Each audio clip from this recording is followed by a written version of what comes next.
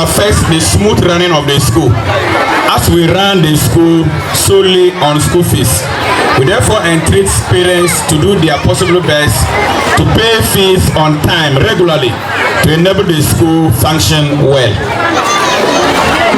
Since texts and exercise books are needed to facilitate teaching and learning, the school has partnered Best Brains Publication to supply school approved books for sale at the school bookshop. We therefore encourage all parents and guardians to purchase their awards educational materials from the school to ensure their smooth learning. Due to current economic dimensions and administrative challenges, it may become necessary to adjust fees in the next academic year. The adjustment will be communicated to parents through the reports of the awards. School uniform and dressing. There are instances when pupils wear unprescribed and worn out uniforms to school. This is unacceptable because our vision is holistic training. We therefore humbly appeal to parents to abide by the school dress code to help their wards dress decently. Madam Chair Lady, I wish to announce that we will be introducing Career Day celebration for interested peoples during the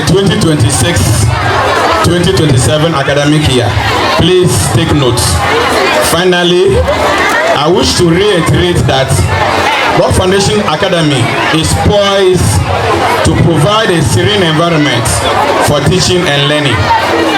Thank you all for coming to celebrate with us. God bless you and God bless Rock Foundation Academy. Thank you. Thank you, Mr. Akiba. Thank you so much. We also wish to take a photo shoot. There's Alala photo is behind here. They are behind here. So please take note. Instant photo shoot and you take your photo and go. Kosani Mr. Akiba Bankran Brebena Ambashakaba and Rokombo Ombono Ebo Tirna.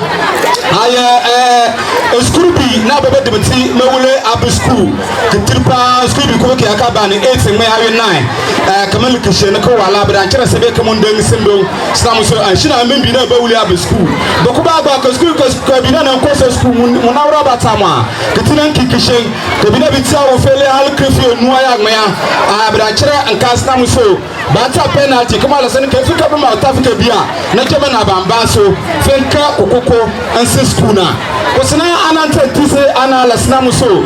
Ayi school fees school na bata kene atu teachers atu school na ba asukuru bi no koskama akadega amaka ya kafo jaman kwa akeme ba kafo sana beka bi shekutu akpa agba na ebini kuma na nka school fees anu so ebito ebini na akama amana sen bo wuro ni a kana ne ba wura ni school fees na aba for school na anko no ba asa aba ko so kire tiri ba agba na lasna ayen ko shena ka ba wura sana ne ne are ko bona mor ko so school na ba shen shibi ba to so de mate na ka ba ka wura sana amande so ka fi we na mi ko academic year na mi ru ko mutare bente man school fees na se brebe kana ka be wura school na aba etin buwati awur ko sana ka da asa kama so ko sana ka ba wata na aban kan na ba brebe na anta ba sana an we ka kana kamanto anyabe na amala ambition asan kushun shingare ame ba sha sana muso enkeni mbina kacha mbina abacha do nyinanye enfe so no do ebina wora shiriya anyabe enka sana muso ba fara aba. We want to take a dance display. That is the door dance. It's a traditional Gonja dance. So as you are here, please, like I said, be seated and then enjoy. The do group, if you are ready, do it now. Nobody see you, baba.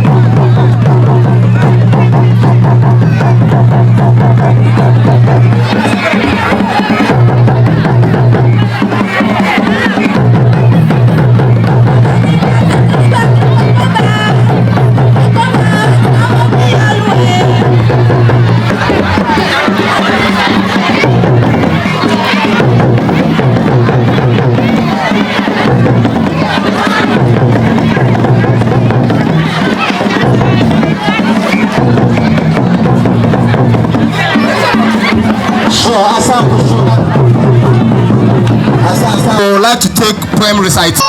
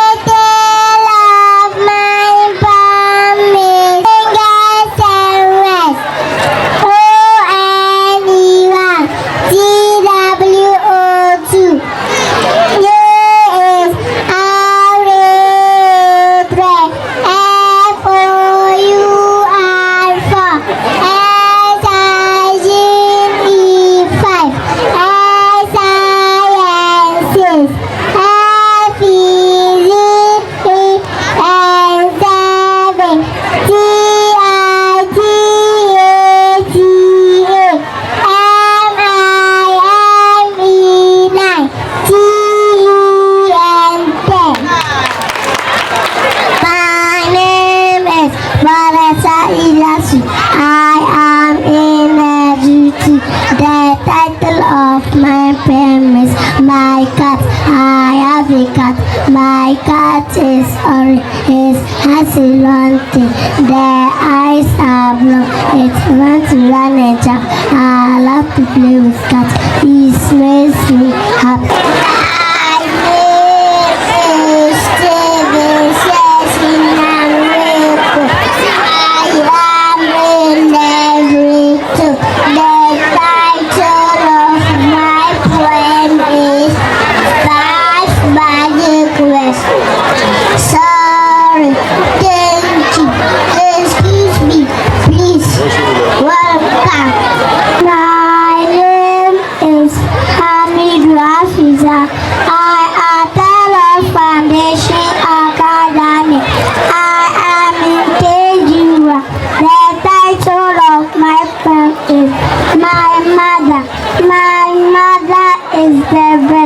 She never ever read.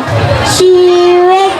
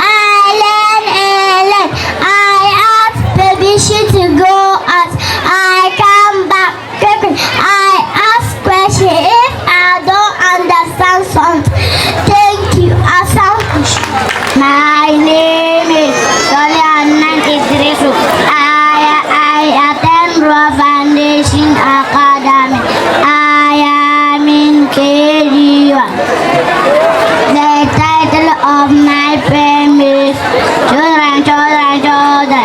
Children are like a backyard garden. If you water them, they grow well. As you water them well, they grow to become fruitful, edible and free.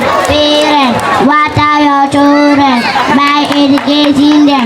If we educate them well, they grow to become teachers, doctors, and lawyers. And you reap what you sow, but your old age. So educate your children, and they grow to become personalities. Thank you. My name is Abdullah. I am a Tanera Foundation Academy. I am a Tajawa. The title of my poem is Books are lessons. If you want to be clever, that's how we gonna be your friend. Because education is the bit to start. Thank you. My name is Mohammed Kodefai. I am the Foundation Academy. I am in Kejewa. The title of my poem is Education. Education is the key to success in life. Education us all to think, understand, and make good decisions. Through education, we learn what is right and what is wrong. A good education helps us to build a better future for ourselves and our country. Teachers by input become our best friends. Without education, life is like a movie that's life. With a steady heart and a step our teacher. Through education is power. It changes people and the world. Thank you. My name is Esa Esha. I attend Rock Foundation Academy. I am in KG1. The title of my poem is KG-cha. I am in KG-cha. I'm the foundation of the building. Without me, my building cannot hold. There will be no plumbing, JHS, SHS, and even the university. Therefore, teachers, parents, give me a strong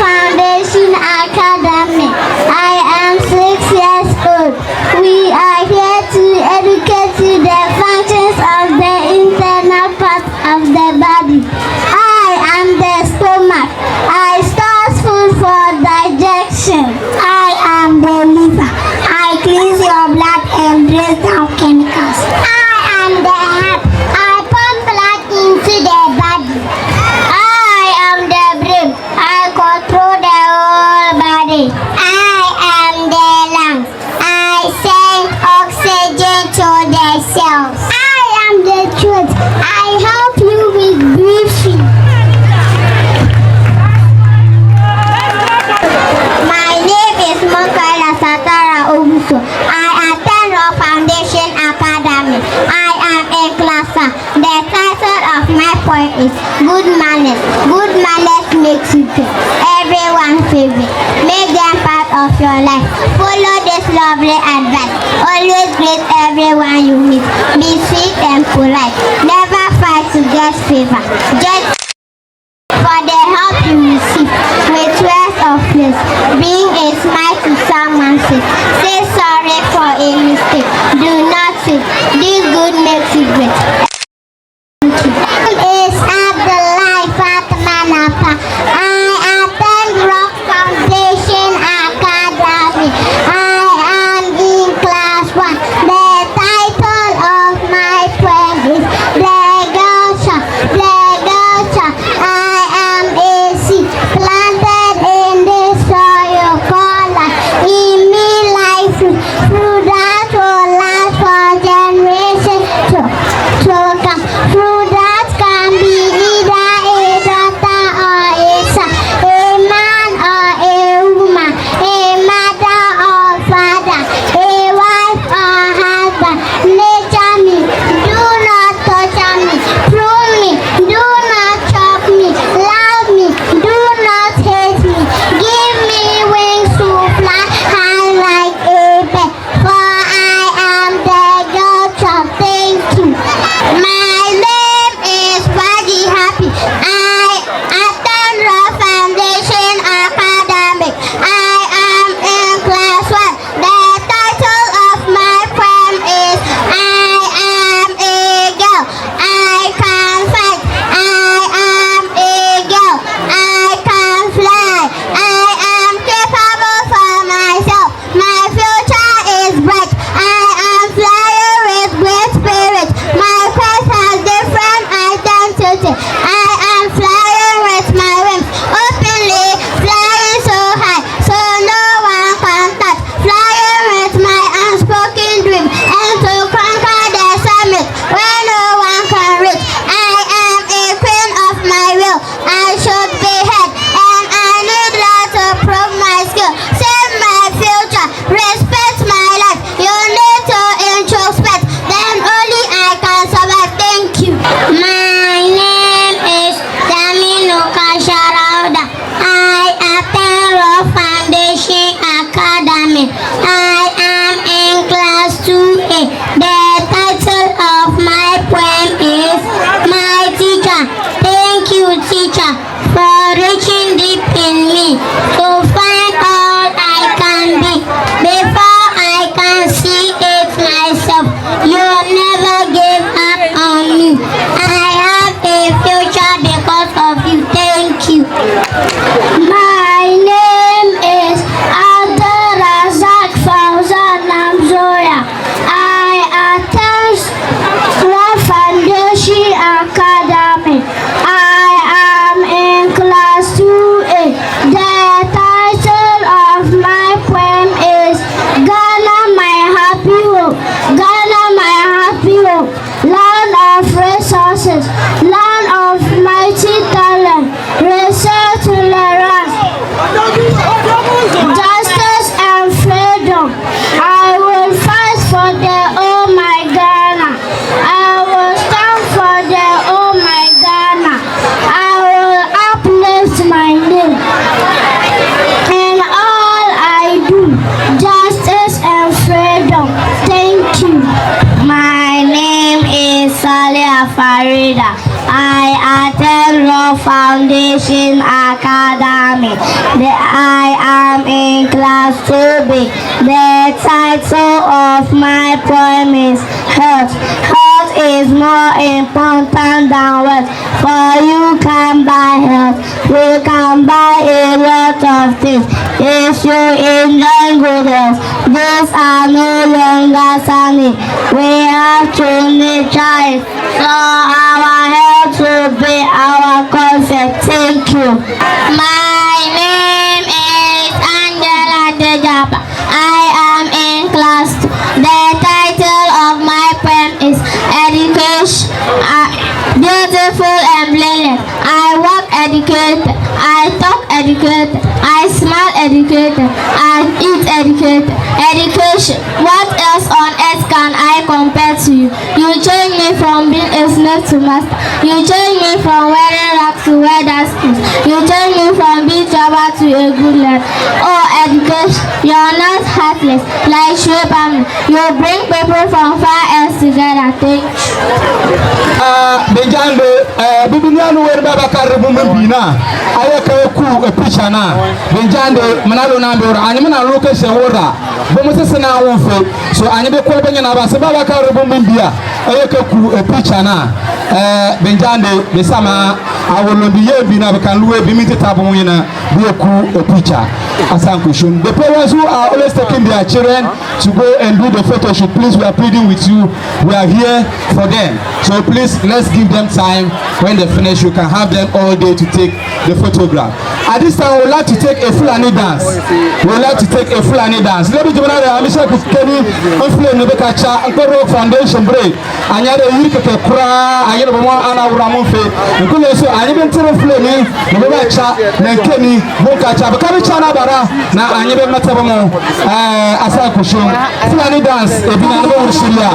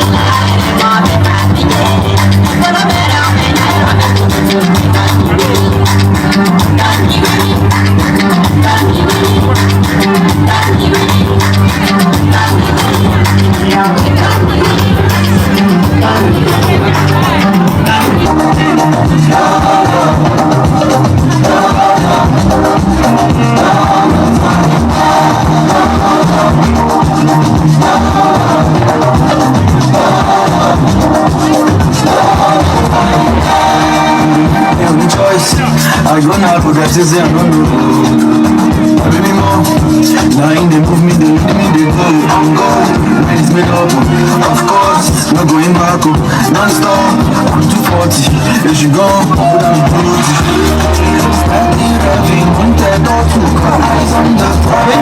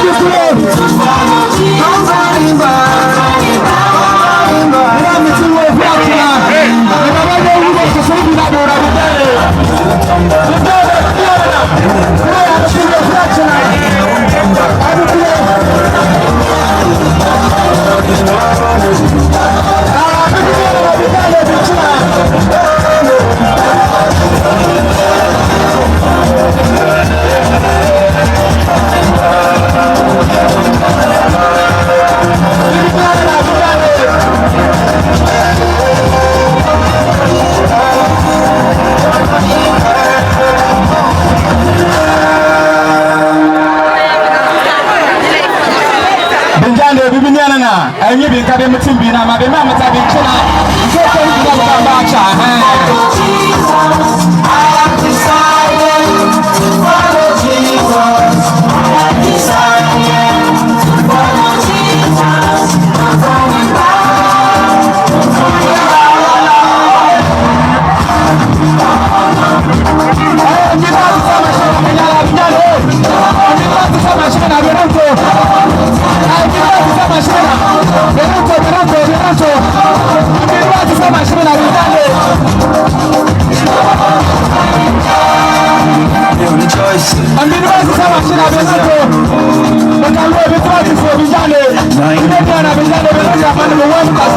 And it's made up, of course, no going non-stop.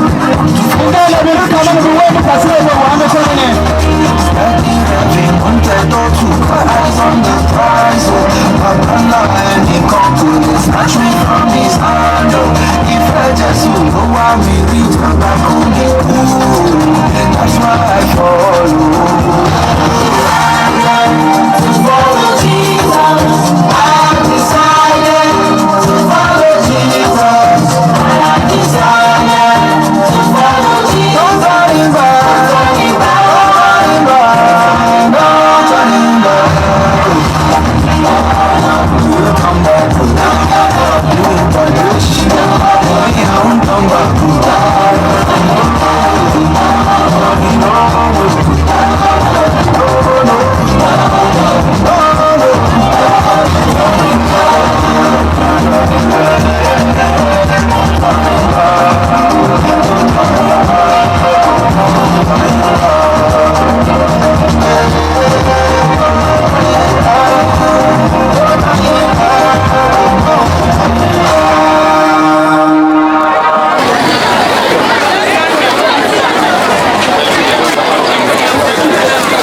Spelling Bee Award, upper primary, first position, Jayani Oyin. Spelling Bee Awards, upper primary, Jayani Oyin. Second position, Kasim Farida. Second position, Kasim Farida.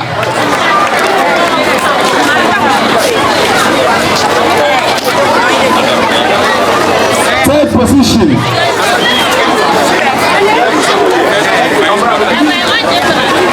Spelling Bee Awards, upper primary. Third position, Adam Ayiri Sharon.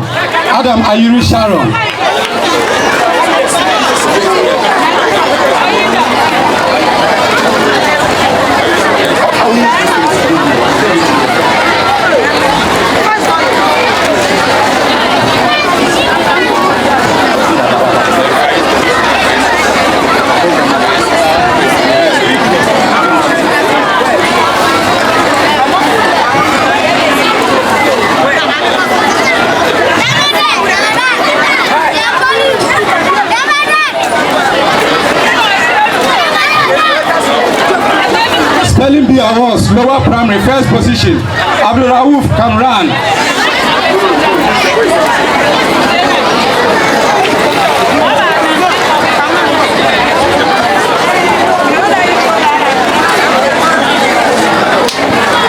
Spelling Bee Awards, lower primary, second position. Mukaila Satara. Mukaila Satara.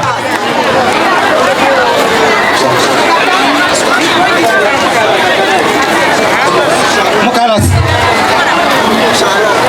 Spelling Bee Awards, lower primary, third position. Asari Kayayi. K-I-A-E. Asari K-I-A-E. Spelling Bee Award, third position. Wait. We are now going to basic one. Basic one. So, first position, Abdel Farid Suini. Abdel Farid Suini. That is basic 1A. Academics. Okay, so this is academics.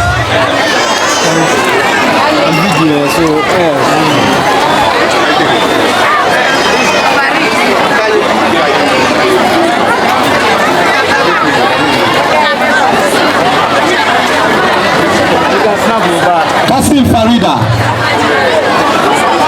Masaudi Sabit.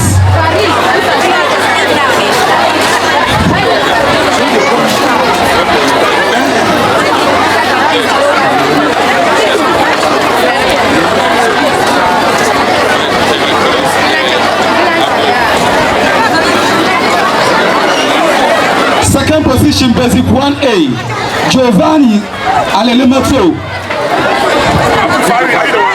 Giovanna Alelimato. Third position, basic 1A, Basit Najiha. Third position, Basit Najiha. Basic 1AB, first position, Barib Rosina Yemelo. Basic 1AB, second position, Mukaila Satara Aboso.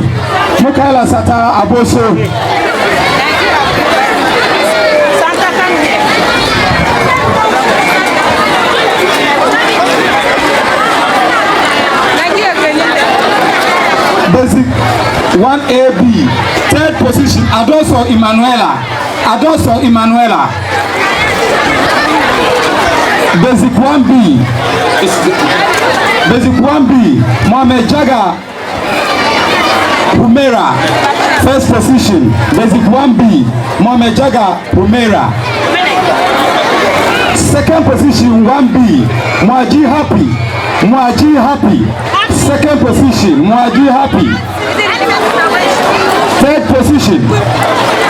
position, Ablai Fatima, basic 1B, Ablai Fatima. Basic 1A, NITE student, Abdul Rauf Umar Baba. NITE student, basic 1A, Abdul Rauf Umar Baba. NITE student, basic 1A, Asari Dayan.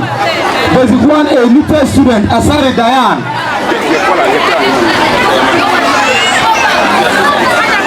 NITE student, basic 1A, B. NITE student, Kekele, KTS, Weko.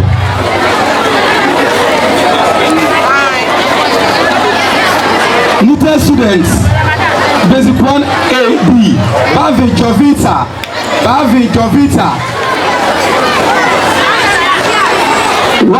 Basic 1B, NITE students, Adam Nakiat. Basic 1B, NITE students. Basic 1B, NITE student, Rami Apetogo.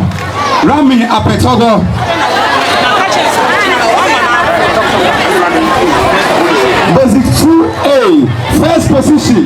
Basic 2A, first position, Laminu Kasha Rauda. First position, 2A.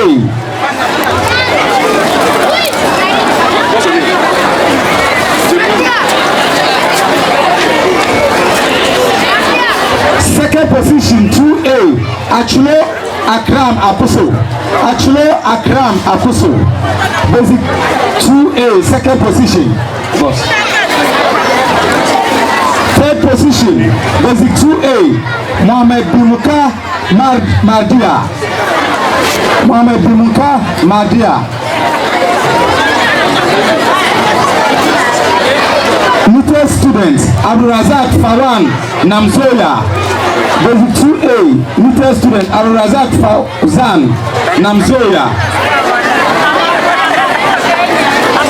First position, 2B, Thaddeus Wisdom. Second position, Dramani Bihana 2. Second position, basic 2B, Dramani Bihana 2. Basic 2B, third position, Zakaria Muhibatu.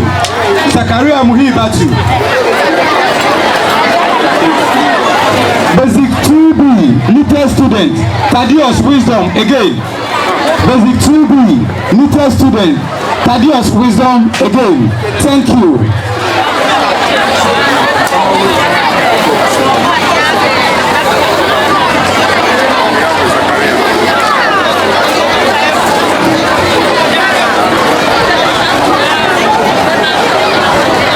Thank you so much, Mr. Lamino, for this honors. Thank you. Let's give a round of applause to the awardees. They have done well. Thank you. We will continue with the awards once again. And to do this, we would like to invite Mrs. Habiba Grace to...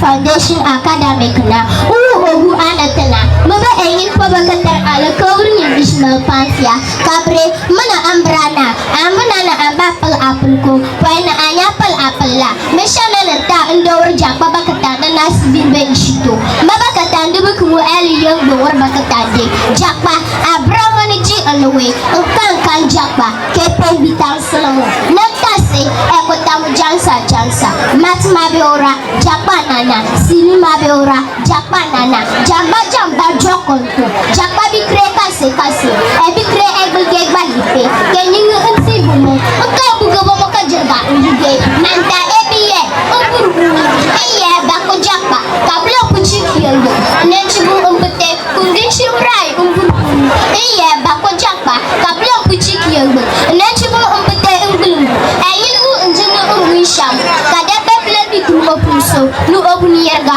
oboro bidamba answa nsi amba ombo jakopur andebe na andabe yel amba dandam kumsindra monopul bubuni asam kushu kobono ko fare mana ambrana ambishana na anya fara amapa makashra ya basulona amanko shuntur be de sabre abibuntia seni abumbibu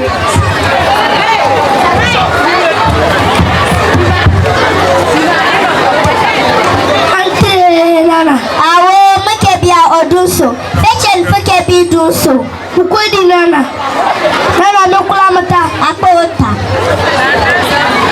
nana fuko shuntur mana sasramba oh shuntur fo kagbanyeta suko kulonfo bor mobre asia mishana na ka focus ko ama fat ma bishana fatak mu wata fanferto bonyambolo no bol pope inji onso wori bini eji koba esir wori bi manya bolo po eso e wori bonyaso enanya kana potifuna takmo fanfer kullu fa kamala wa makamul neimu takona nya fa abra nya fo na lona kana kwa kula kwa apot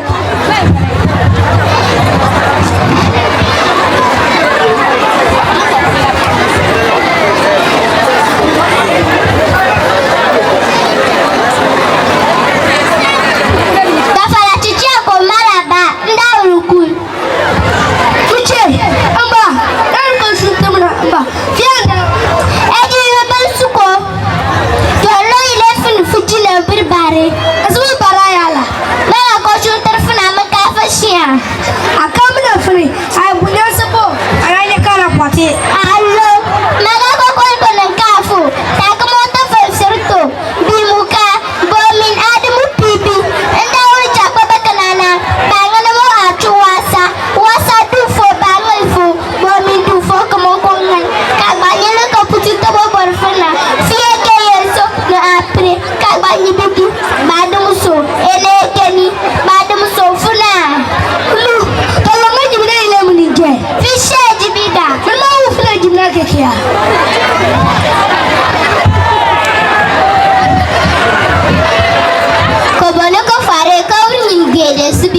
shisalo eke kusin kana te bibe wura Mukul mopuda basulu mukul mopuda way mukul mopuda way mukul mopuda ara la pasaja way mukul jape toto menaku fo amma one ai ni to amma ya jindi bilali toto ya ka fule krese futu to bela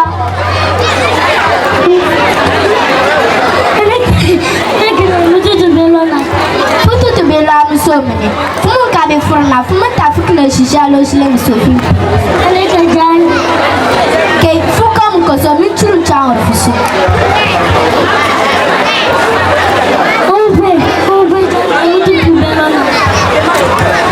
Wambara mana futu to bela futu bela doctor na question to mala santa fune shisha shlewa pa jande afune shisha shlewa ko ya fa fara abri awolwe ke dia tunge musi ya fu wana namba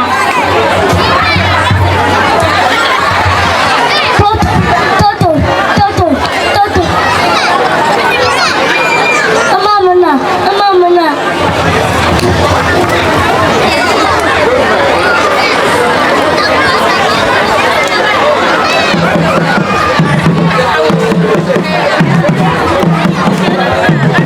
Banyak bika banu untum biya ko share ko ngin fule ko urnin biede sunana e ke ko sun kana te bibe wura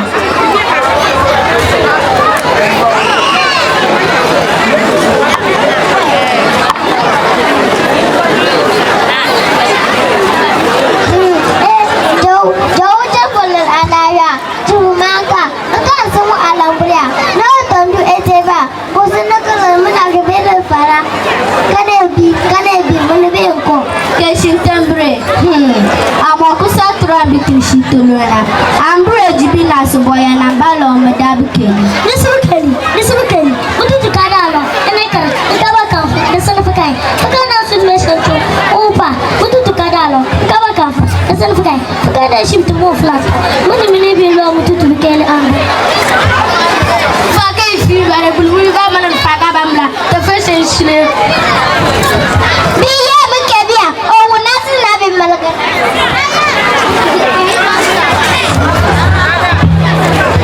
ndanya bi bangun kono e kana fu ebi kono bintu mutu fu eshento an kana lar fu eshento bangun kono bakar ha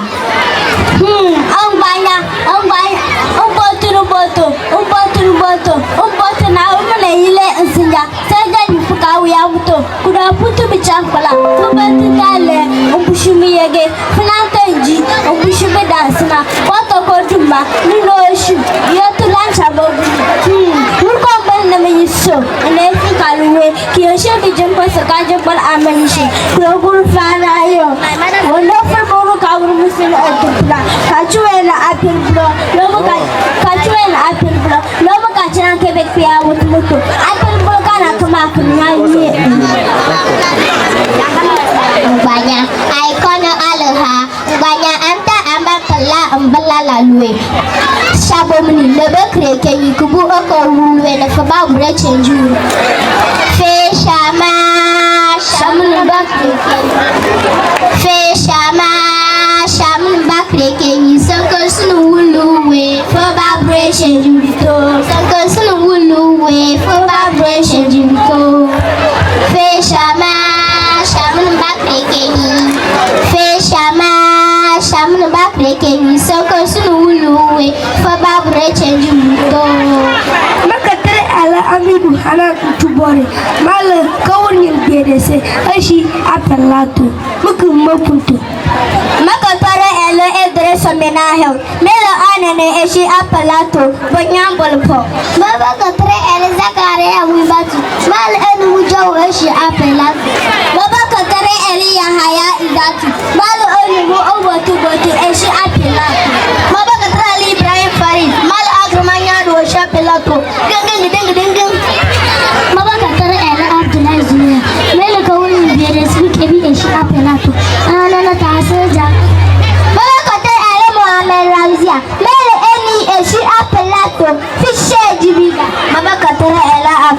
Mazal Darasa, Mala Elpo Boni Ishi Apelato, Tafish Mabaka Elam Wamen Mandia, Mala Ateneshi Apelato, Tafikneshi Shallow Slim. Mabaka Elam Mohamed Hibatala, Melo Ani Kreshi Apelato, Tafish Slim.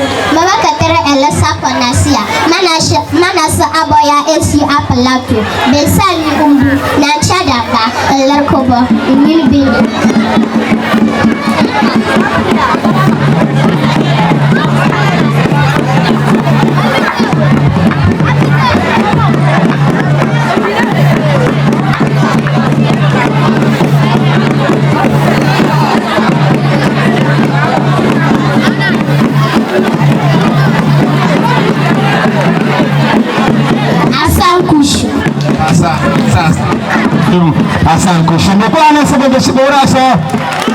He has done so much, he has done so well.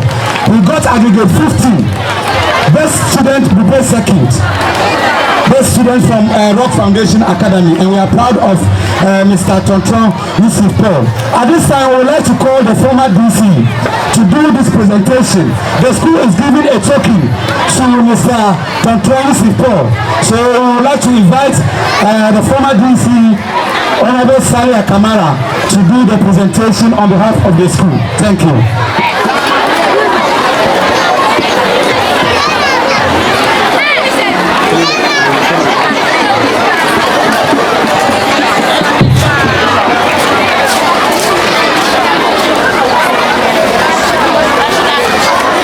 This is a motivation to all the students.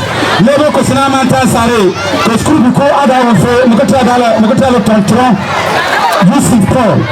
Na akada usu atsina, kafika ke kura de beji first na, halo ambeji aggregate 50. The people schools na ke kura madala first.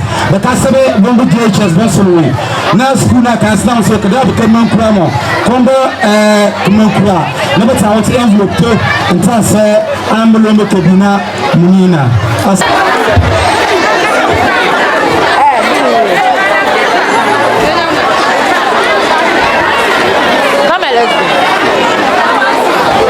I'm going to say conventional choreography to Nana. Thank you. Mr. DJ.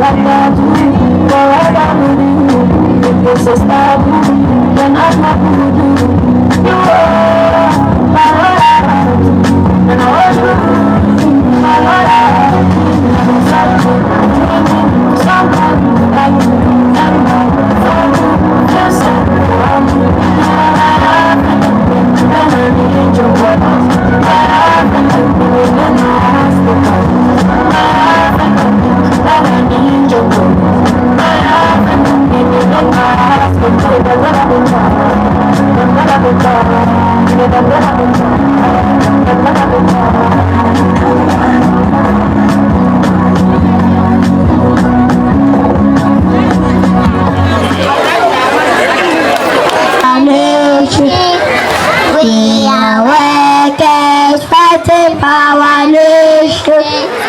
We are workers fighting for our nation. We are workers. We are one. We are workers fighting for our nation. We are workers fighting for our nation. We are workers fighting for our nation. We are workers. We are one.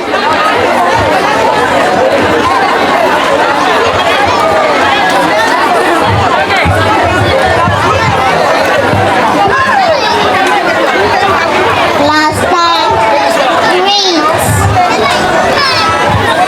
Good afternoon, how are you all? I'm also fine, please you can have a seat. Today we are going to learn about future career. We have many workers in Ghana, but we are going to talk about 10 of them. When I call your job, stand up, do your action and say your line. Nurse. I am a nurse. I take care of sick people.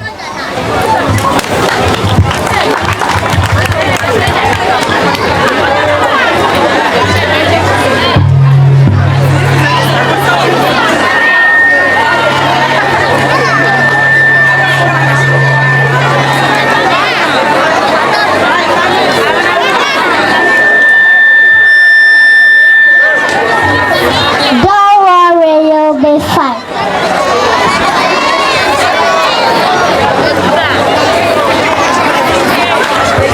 Teacher. I am a teacher. I impart knowledge to people. Say this after me. 1, 2, 3, 4, 5, 6, 7, 8, 9, 10. Blessing. 1 plus 1. Clap hands for her. My father. 2 plus 2. Who can try again? 2 plus 2. Clap hands for her. Tomorrow we will talk about alphabet again. Midwife. I am a midwife. I help mommy bring baby safely.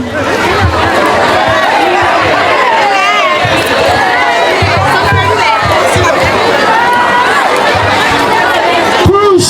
Push. Push. Congratulations, this is a baby girl. I am going to freshen her. Military.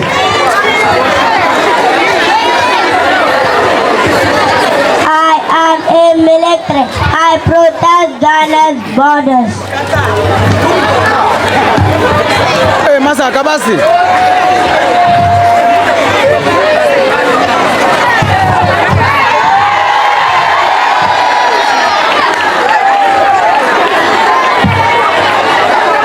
Class up. Artist. Attention. Artist. Attention.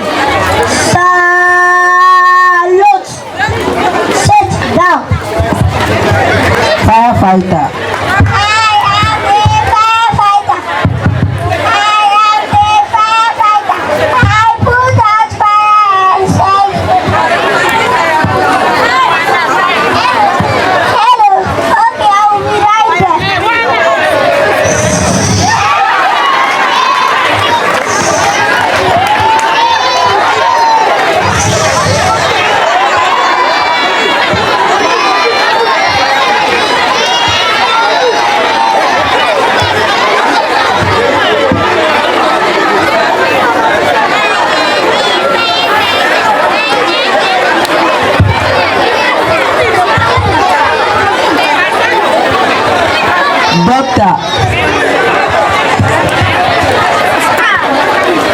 I am a doctor.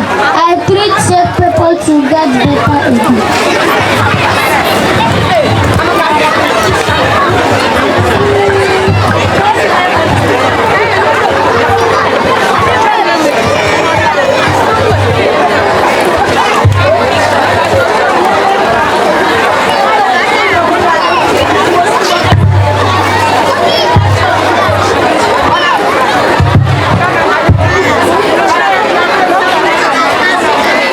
You be well. Engineer. I am an engineer. I build roads, bridges, and houses.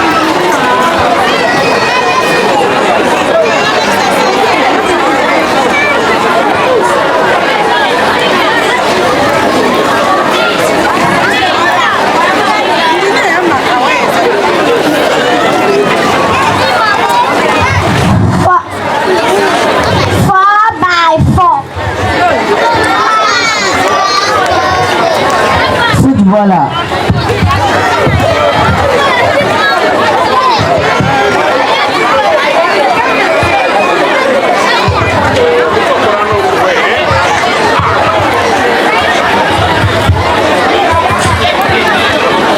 I am a footballer. I make Ghana proud with goal scorer.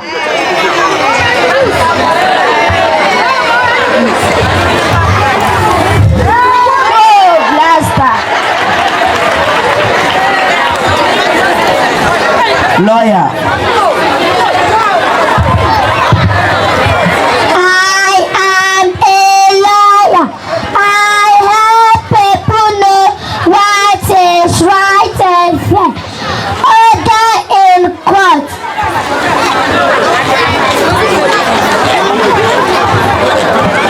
My lord, my client is innocent. Police.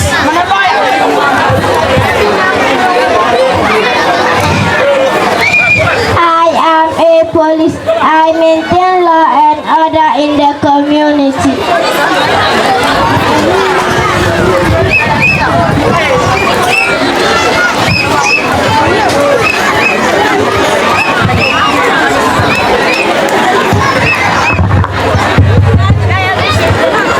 Wow, 10 big helpers. Stand up and let's sing our song again. We are workers fighting for our nation. We are workers fighting for our nation. We are workers fighting for our nation. We are workers. We are workers. We are workers fighting for our nation. We are workers fighting for our nation. We are workers fighting for our nation. We are workers. We are workers. I am a teacher impacting my life. A footballer playing for my nation. I am a doctor treating sick people. We are workers. We are workers. I am a nurse taking care of sick people. I am a midwife delivering babies.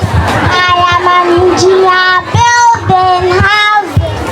We are workers. We are one. I am a military protecting borders. I am a firefighter quenching fire. I am a lawyer all for justice. We are workers. We are one. I am a police maintaining law and order. I am a teacher imparting knowledge. I am a teacher teaching generation. We are workers. We are workers. We are workers fighting for our nation. We are workers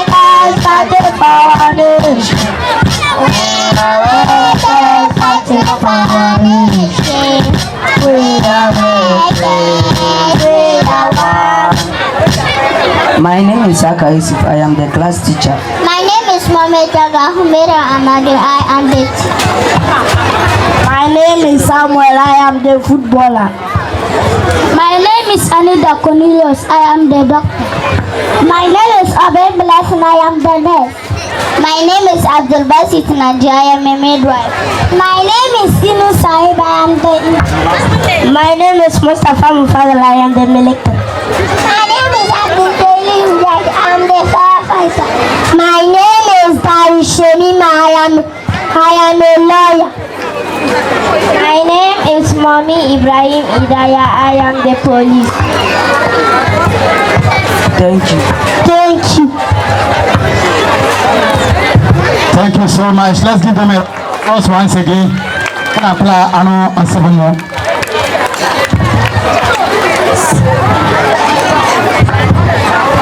Thank you so much.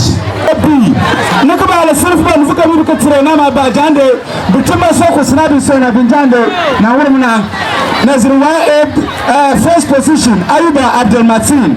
Ayuba Abdul Matin first position. First position Ayuba Abdul Matin. Second position Abu Karim Mukadas. Abu Karim Mukadas. Bumuni ana wetafia Abdul Karim Mukadas Amonsa Nazirwan B third position Fusheni Minaya. Fusheni Minaya. Fusheni Minaya. We also have Nazirwan A. Nazirwan A hardworking student. Nasir Shashida. We also have Nazirwan A little students. Little students. Dorinda O Abe. Dorinda A Abe now Tife. Anaku Nazirwan B little students.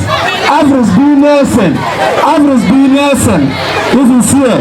Little students. Nazirwan B. Anida Catherine. Anida Catherine. Nazirwan B third position. Abu Samuel Ryan. Abu Samuel Ryan. Abu Samuel Ryan.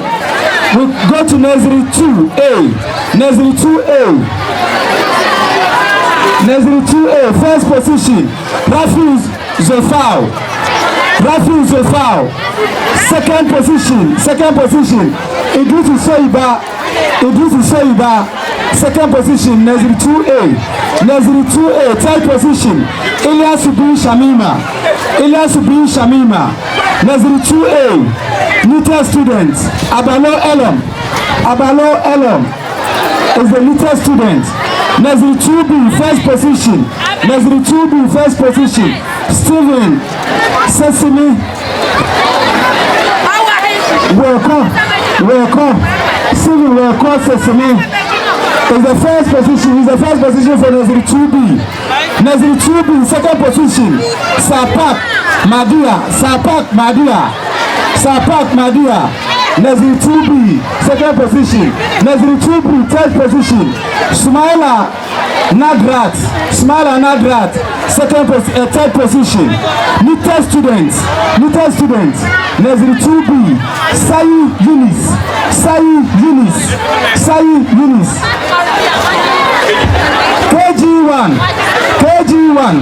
KG1. We would also like to call on the PTA chairman. Please do us the honor to present this award. KG1 first position. Adam Latifa. KG1 first position. Adam Latifa. KG1A second position. Mohamed Fahad. KG1 third position. Ibrahim Faik.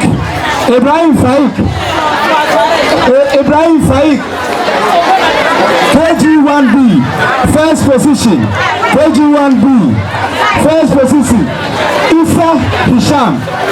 Isa Hisham.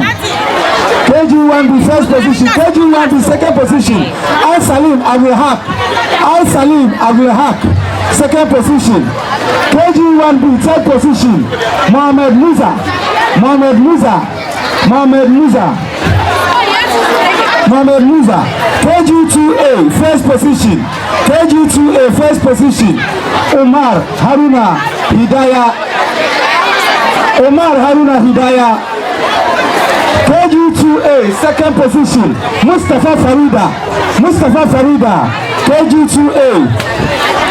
KG2A, first position. Asaru Enyam Albert Jr. First position, KG2A. First position, KG2B. Kotechi Farida. First position, KG2B. KG2B, third position. Razak Rahman, third position, KG2B. Razak Rahman. Now, basic 1B. KG1, most hardworking student. Adam Musfirat, hardworking student. Adam Musfirat, KG1. Most hardworking. Zubairu Rauda. Thank you. Chairman, we also want you to do the honor of doing this presentation. Basic 1B.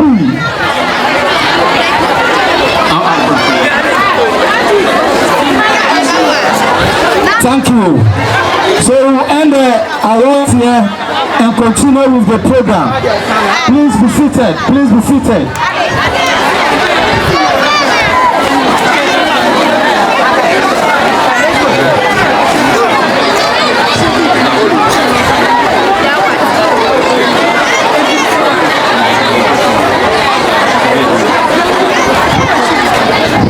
Asan kushun benjande benchina alo awo sina bensheni ni anana.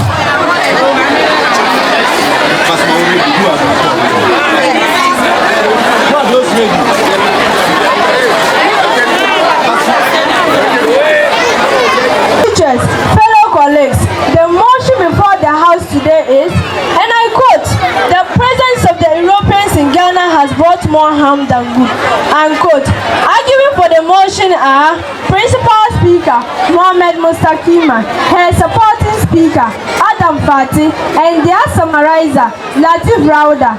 Arguing against the motion are Principal Speaker Latif Atahia, her supporting Speaker Mohamed Zainab, and their summarizer Salam Rauda.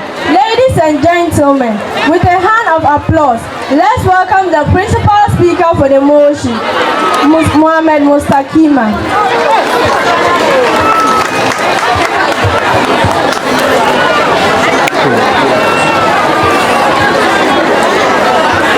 Good morning, Honorable Chairman, invited guests, teaching and non-teaching staff, parents, my colleague students, co-debaters, ladies and gentlemen. I am in the person of Mohamed Mustafa Mustakima, a proud basic 6 learner and the principal speaker for the motion. And I quote, the presence of the Europeans in Ghana has brought more harm than good.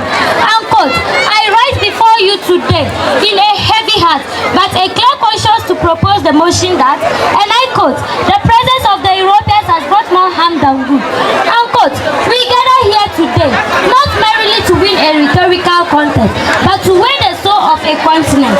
We are here to look history in the eye and ask a fundamental question. When the Europeans stepped onto the shores of what we now call Ghana, did the sun rise or did a long night begin? Mr. Chairman, I intend to show that for every road they built, they took a kingdom. For every Bible they brought, they stole a child. For every school they opened, they closed a future. Let us say the same. In 1471, the Portuguese sailors, led by Jorge Santeri and Pedro Escobar, arrived at the Gold Coast. They did not discover us. We were already here. We have powerful kingdoms like the Bono State, the Moli Dagbali State, and later, the mighty Ashanti Empire. We have gold. We have trade routes stretching across the Sahara to North Africa. We have a sophisticated culture. We were not waiting to be slaves. We were waiting to be left alone. But the Europeans came not as friends. They came as prospectors. They saw gold on our wrists and in our rivers. They wanted it. This greed is the foundation of our argument. They proudly exhibited for our case. It is the transatlantic slave trade. For over 4 centuries, from the late 14th until the mid-18th, the Europeans' presence on our coast was dedicated to one thing: turning humans into cargoes. Our opponents will speak of trade, but let us call it what it was: a holocaust. It is estimated that between 12 and 15 million Africans were forcibly transported across the Atlantic. Millions more died in the brutal marches of the coast, or perished in the dungeons of the very Noun Castle. That now stands for UNESCO World Heritage Site. Look at Elmina Castle. Look at Cape Coast Castle. These are not monuments to friendship. These are monuments to suffering. Walk through the door of no return. Stand in the female dungeons, where women were kept for months in darkness and flames, awaiting their fate as breeze and lavers. Feel the cold, damp us. This dampness is not from the Atlantic group. It is the moisture of our ancestors' tears. The harm here is incalculable. We lost the strongest, the healthiest, the most industrious member of our society. Entire claims were wiped out. Kingdoms were destabilized because they were constantly at war, not for honor, but to capture neighbors and sell to the Europeans fought for guns. And let us be clear, the Europeans was not a passive buyer. They actively fomented wars. They supplied weapons on one kingdom to attack another, and sharing a steady stream captive. They turned brothers against brothers. When the slave trade was eventually abolished, and we will hear later about who abolished it and why the Europeans did not leave, he merely took off his shackles and put on a helmet. He replaced the slave ship with colonial office. The colonial project was not just about land, it was about mind. The Europeans came with a doctrine of cultural supremacy. They look at our magnificent Ashanti golden, which are mathematically marvels, and call it, and I quote, primitive artifacts, unquote. They heard our drum poetry, which could communicate complex messages across miles of forest, and call it, and I quote, nice, unquote. They saw our priests and priestesses, the spiritual backbones of our communities, and call them, and I quote, devil worshippers, unquote. They introduced a system of education designed not to liberate us, but to domesticate us. The goal was to create Africans who were, and I quote, black in skin but white in mind. We were taught how to despise our own names. We were punished for speaking our own language in the schoolyard. We were shown the picture of a white Jesus with blue eyes that told us that God looked like our oppressor. This is a profound harm, Mr. Chairman. It is the harm of alienation. It created a class of Africans who felt superior to their own people, who helped to enforce the very laws that kept their brethren in poverty. This psychological damage, this internalized inferiority, it is the poison that still runs in the vein of our body politic today. Ladies and gentlemen, let us speak of economic. Before the Europeans, our economic was diverse. We mined gold, we traded cola nuts, we wove clothes, we forged iron, we had a manufacturing base. After the Europeans, our economic became singular. We were producers of raw materials. The Gold Coast was, we were producers of raw materials. The Gold Coast was changed into, we were producers of raw materials. The Gold Coast was, we were producers of raw material. We mined gold, we traded cola nuts, we wove clothes, we forged irons, we had a manufacturing base. After the Europeans, our economic became singular. We were producers of raw materials. They turned the Gold Coast into exactly that, a coast that exported gold and later cocoa. But we never owned the mines. We never owned the cocoa plantation. The land was taken. The labor was forced. The profit sailed away to London, Amsterdam, and Lisbon. The infrastructure they built, the railways, the roads, the ports were not built for our benefits. The railways were built to take gold and cocoa from the interior to the coast for shipment to Europe. They were not built to connect our people to each other. They were built to extract. Even today, the structure of global trade favors the former colonial power. We produce cocoa and they make chocolate. We mine gold and they make jewelry. We are poor because they structured the global economic to keep us poor. This is the harm of perpetual dependency. In conclusion, Mr. Chairman, I have laid before this House 3 pillars of harm: the human catastrophe of slavery, the cultural destruction of colonialism, the economic exploitation that continues to these days. Our opponents will speak of fraud and hospitals and Christianity, but I ask you, does a doctor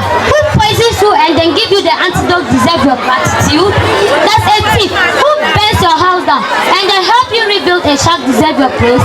The Europeans' presence was a violent interruption of this natural development. The good was incidental, the harm was structural. We were not partners in this relationship. We were victims. I will end my debate with a quote by Walter Rodney, and I quote, "The purpose of the white man in Africa was not to develop Africans, but to develop Africans out of Africans." Thank you.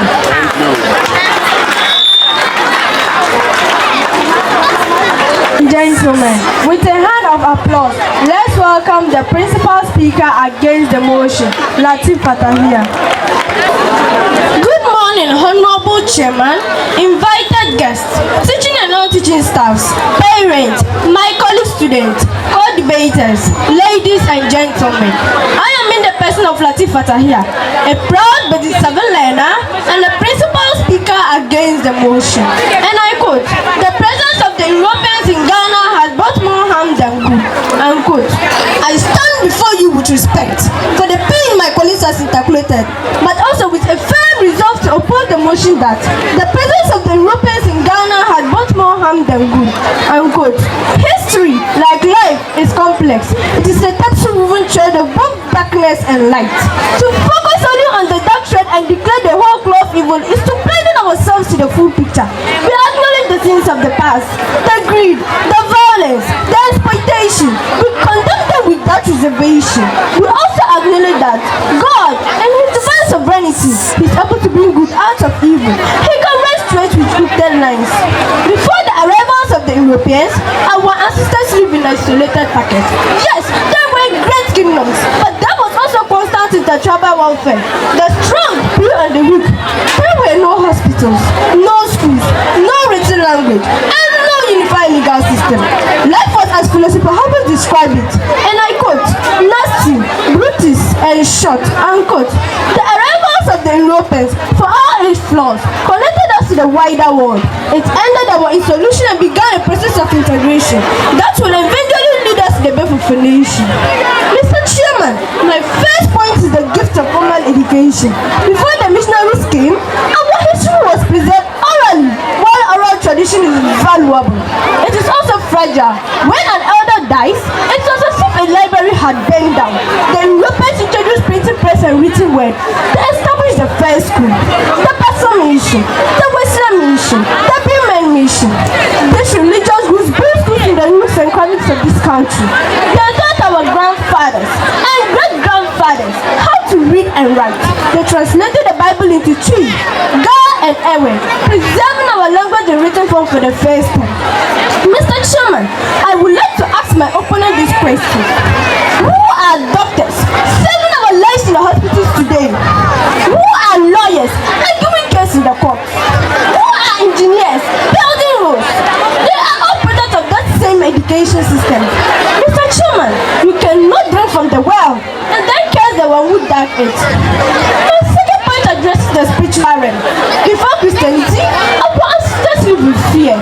Fear of evil spirits, fear of witchcraft, fear of the gods of the river and the forest. Human sacrifice was practiced in some kingdoms.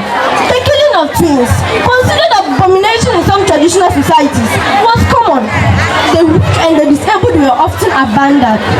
Then came the missionaries with the gospel. They brought a message of God, who is love, not a God who demands human blood. They brought a message of salvation, not sacrifice. They established churches that became moral compass of our community. Today, Ghana is proudly a Christian nation. We have church buildings on every corner. We have vibrant prayer meetings. We have faith that sustains us in times of trouble. This faith, Mr. Chairman, is not a small gift. It's an eternal gift. As the Bible says, what does it profit a man to get the whole world and fulfill his soul? Unquote. The Europeans may have taken our votes, but also gave us the pale great prize, the knowledge of Jesus Christ. My third point directly addresses the greatest charge against our opponent, slavery. They claim the Europeans brought slavery. We respond, yes, they did, and that was an abomination. But we must also credit the Europeans with ending it. It was not an African king who abolished slave trade. It was the British Parliament, led by devout Christians like William Wilberforce, who fought for decades to pass slave trade. Act of 1807. It was a athletics, intercepting slave and freeing our people. It was the European colonial administration that, once in control, outlawed the institution entirely within their territories. Furthermore, the Europeans introduced concept of rule of law. Before colonialism, justice was often arbitrary, decided by the whims of chiefs or clans. The Europeans introduced a court system, a police force, and a legal code. They introduced the principle that no one is above the law, not even the king. This is the foundation of a modern democracy. Finally, ladies and gentlemen, let us consider the physical and political legacy. The Europeans built our first roads, our first railways, our first bridges, our first modern harbors. They introduced cash crops like cocoa, which today is the lifeblood of our economy. They established a civil service and a postal system. And most importantly, they created an identity we now call Ghana. Before the British, we were Shanti, Fonti, Ewe, Ga, the Gombas, and many others. We were a separated nation. Often at war, the British brought us together under one administrative umbrella. They drew boundaries that, for all their flaws, created a single political entity. When we demanded independence, in 1957, we demanded it as one nation. That unity, Mr. Chairman, is a gift. In conclusion, Mr. Chairman, my opponent has presented a compelling case of pain. We do not dismiss that pain. We carry it with us, but we refuse to be defined solely by it. The presence of the Europeans was like a storm that swept through our land. Yes, it uprooted many trees and destroyed many homes. But after the storm, the rain fell, the soil was watered, new seeds grew, we learned to read, we found a faith, we built a nation. To say this president brought, and I quote, more harm than good, unquote, is to install the memory of our forefathers who took the tools given to them by the Europeans and forged the nation. It is to dismiss the faith of millions of Ghanaians who follow the church every Sunday. It is to ignore the schools, the hospitals, and the unity that define our modern state. I urge you to reject this motion. Let's honor the complexity of our history. As the Portuguese proverb says, and I quote, God writes straight with crooked lines, unquote. I will end my debate with a Bible verse, and I quote, as for you, you meant evil against me, but God meant it for good, to bring it about that many people should be kept alive, as they are today. Genesis 15:20, the word of Joseph to his brother who sold him into slavery. I rest my case. Thank you.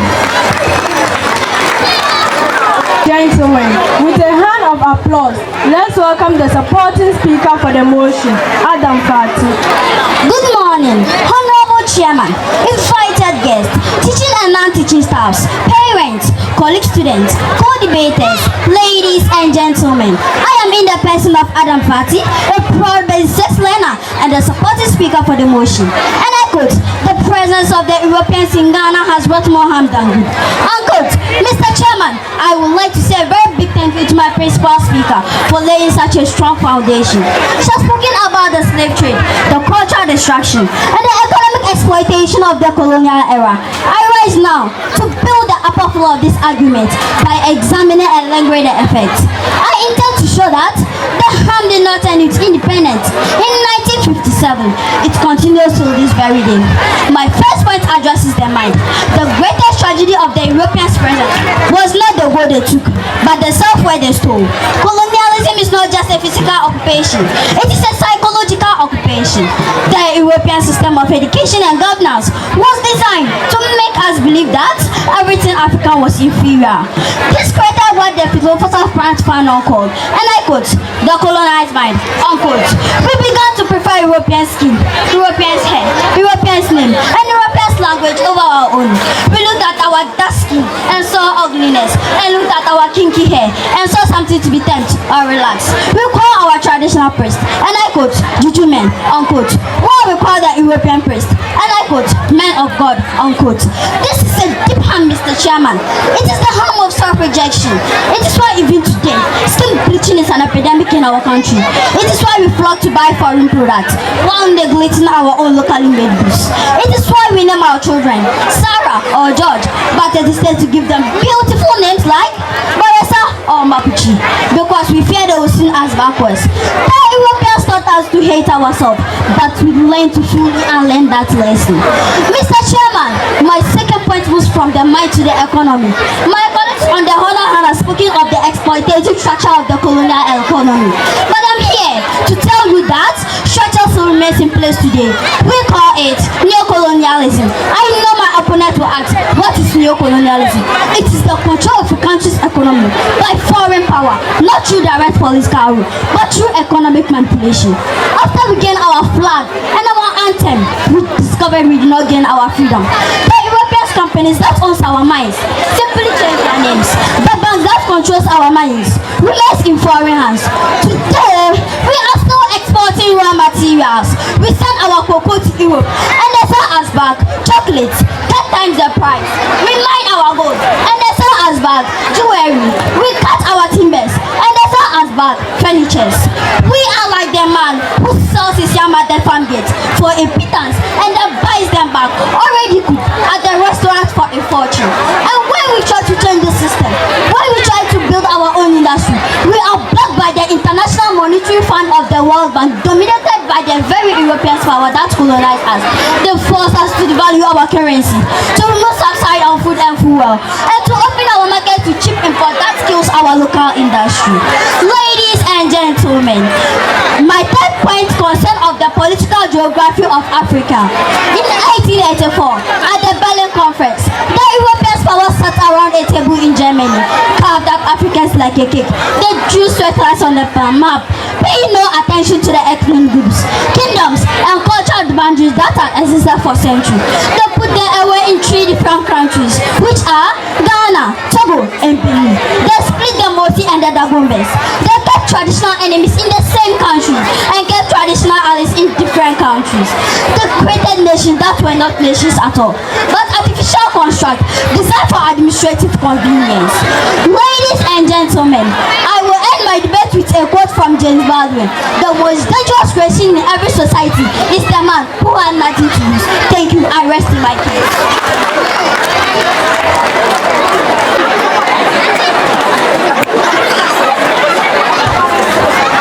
Good morning, Honorable Chairman, invited guests, teaching and non-teaching staff, parents, ladies and gentlemen. I am in the person of Erutama Mohammed Zainab, a proud basic foreigner and a supportive speaker against the motion. And I quote, the presence of the Europeans in Ghana has brought more harm than good.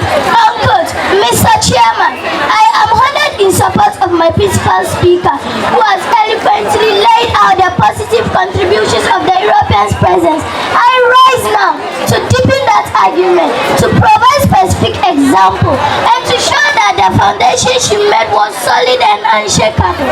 My colleagues on the other side have spoken at length about pain and exploitation. We do not deny that pain was real, but we argue that pain is not the whole story. In fact, the pain of the past has been transformed through the resilience of our people and the providence of God into the blessings of the presence. Mr. Chairman, I begin with the most precious gift of all, life itself. Before the Europeans, our ancestors faced diseases with no cure: malaria, yellow fever, smallpox. These were death sentences. Traditional medicine had its own place, but we could not stop epidemic that wiped out the entire village. The Europeans brought modern medicines. They brought medicine to treat malaria. They brought vaccines to prevent smallpox. They built the first hospital, Kalebu in Accra, Komfanoji in Kumasi. This institution has saved millions of lives. Today, our doctors have trained in methods originate in Europe. Our pharmacists are stocked with medicine developed in European laboratories. Is it not good that our children no longer die from diseases that killed their ancestors? I repeat, is it not good that our mothers can give birth in clean hospitals instead of bush? This is not a small gift. This is a gift of life itself. Secondly, ladies and gentlemen, my opponents have argued that the Europeans destroyed our culture. We said they transformed it, but in many ways for the better.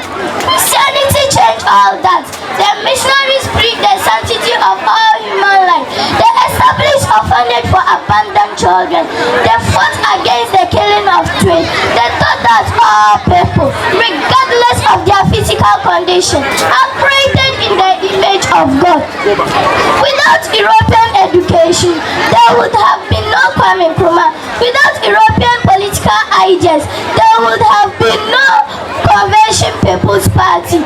Without European concept of nation state, there would have been no Ghana to demand independence in 1957. The oppressors tools were used to dismantle the oppressors' house.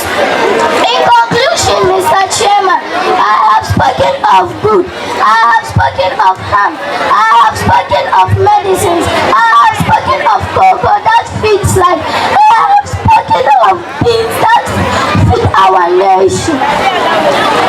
I end my debate with a quote from the Holy Bible, and I quote, Psalm 118 verse 22, the stone which the builders rejected has been the great cornerstone. Thank you. Invited guests, parents, ladies and gentlemen, I am in the person of Latif Mekenamto Rauda, a proud basic 4-learner and the summarizer speaker for the motion. And I quote, the presence of the Europeans in Ghana has brought more harm than good. Unquote. We have heard two powerful speeches from my side, laying out the cause against the motion. We have also heard from our opponents who have tried to paint a picture of Europeans' benevolence. It's now my duty as the summarizer to draw this debate to a close, to weigh the evidence and to show you why the motion stands. Let me briefly recap what my side has established. Firstly, my principal speaker took us back to the beginning. She showed us the slave trade in the 4th century. Long nights made that millions of our systems from their home were thrown into chatting. She showed us the dangers of our Mina and Cape Coast. She showed us the cultural distraction, whereby our language and religion were suppressed. She showed us the economic exploitation, where our gold and cocoa were stolen to enrich Europe. Secondly, my colleague, the supporting speaker, built upon that foundation. She showed us the psychological damage, the colonial mentality that makes us hate ourselves. She showed us the neo-colonial trap that keep us poor. She showed us the ability borders that fuel our conflict. She showed us the environmental degradation that destroy our land. Together, we have built a mountain of evidence. We have shown that the harm is not just historical, it's present. It's not just physical, it's psychological. It's not just past, it's ongoing. Now, let us turn to the argument of our opponents. They have made several claims, but we must examine them honestly. Claim 1, our opponents claim that, and I quote, the Europeans brought education, unquote. Yes, they did. But what kind of education? It was an education designed to produce click, nothing. It was an education that taught us to despise our own culture. A man who teaches you how to read, so now you can read his rule, is not a benefactor. He is a manager. True, education liberates. Colonial education domesticates. Claim 2, our opponents claim that, and I quote, the Europeans brought Christianity, unquote. Yes, they did. And for that, we were grateful of the gospel. But we must distinguish between the message and the messenger. The same people who brought the Bible also brought the whip. They used Christianity to justify our conquest. They told us to turn our check while slapping us. They told us to render unto Caesar while they were Caesars. The faith survived despite the Europeans, not because of them. Claim 3, our opponents claim that, and I quote, the Europeans abolished the slave trade.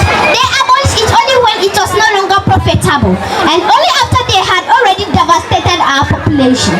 It is like a robber who stops stealing from you only after you have nothing left.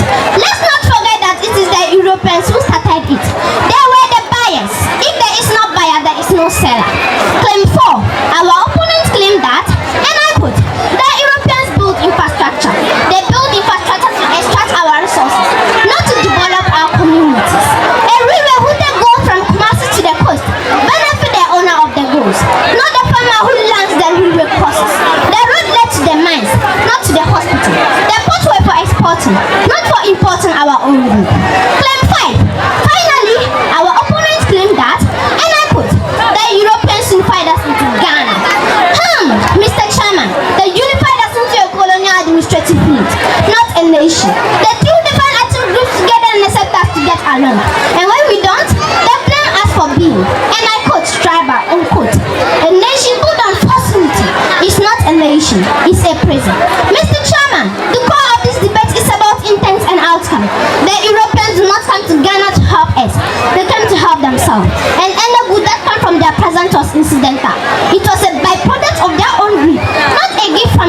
generosity.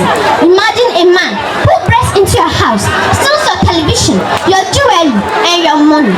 But while he was there, he faced a leaky faucet. He left behind some few coins on the table.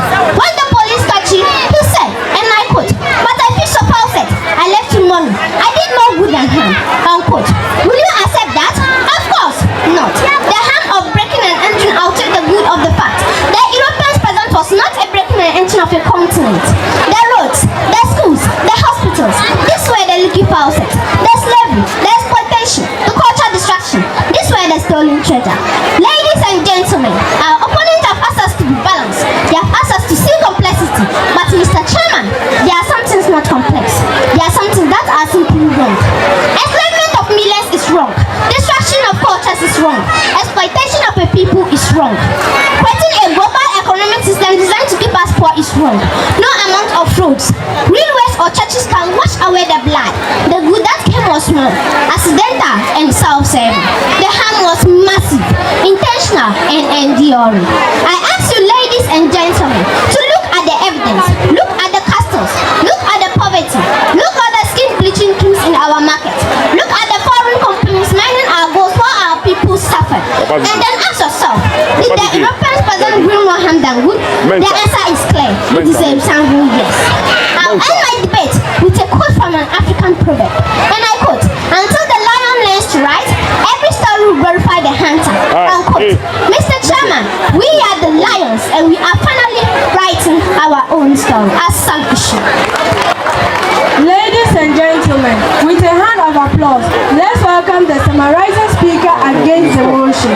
Salam alaikum. Thank you, Honorable Chairman, invited guests, teaching and non-teaching staff, parents, college students, co-debaters, ladies and gentlemen.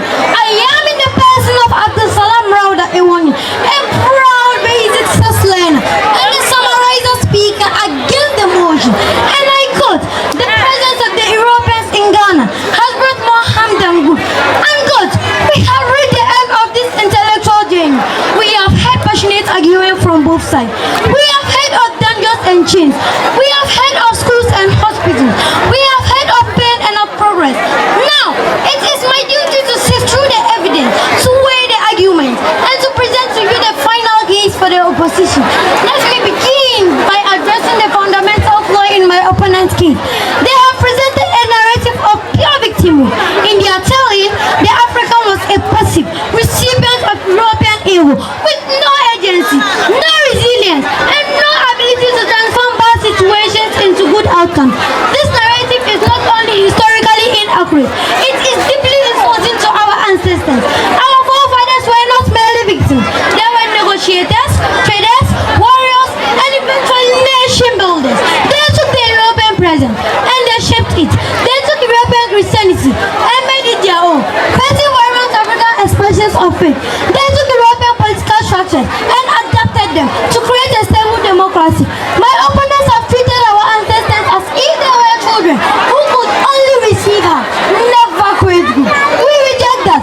Our ancestors were adults. They made choices, and one of those choices was to take the good that came with the bad and build a nation. My opponents have made several claims in their closing speeches. Let me address them.